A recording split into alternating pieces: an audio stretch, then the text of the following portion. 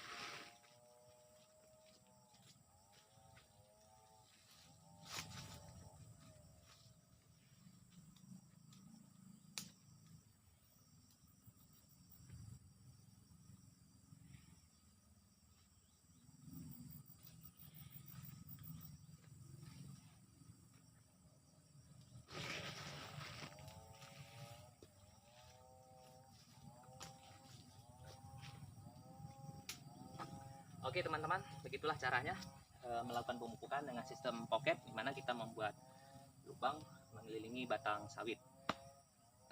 Ini yang saya lakukan di kebun milik sendiri, apalagi ini di musim hujan. Jadi kita benamkan seperti ini akan sangat efektif sekali dibandingkan kita tabur. Nanti kita khawatirkan hanyut terbawa oleh arus permukaan.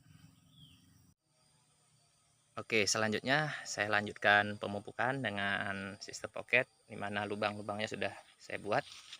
Tinggal kita letakkan pupuknya. Disarankan lubang ini dibuatnya melebar supaya penyerapan yang dilakukan oleh akar itu lebih maksimal. Artinya lebih banyak akar yang bisa melakukan penyerapan pupuk. Untuk dosisnya, kalau saya pribadi itu menggunakan paling banyak 2 kg per batang untuk sekali pupuk. Nah, ada yang bilang sistem pocket ini bisa membuat batang sawit stres karena akarnya terputus. Bagi kita yang sudah terbiasa di dunia pertanian, itu sudah tahu kalau misalkan akar terputus, itu dengan sendirinya nanti akan tumbuh kembali akar-akar serabut yang lebih banyak. Jadi tidak ada dampak negatif sebenarnya untuk pertumbuhan kelapa sawit. Nah, pilihan kamu mau melakukan pemupukan dengan cara pocket ataupun benam, nah itu tergantung kondisi. Nah, kalau misalnya kondisinya di lereng perbukitan sawitnya itu disarankan harus pocket, karena kalau hujan nanti jika sistemnya tabur, itu pupuknya akan terbawa oleh aliran air. Saya ini berada di dataran yang datar, tidak berbukit sama sekali. Tapi saya lakukan dengan sistem seperti ini, terutama untuk pupuk-pupuk yang harganya mahal seperti NPK, kemudian KCL.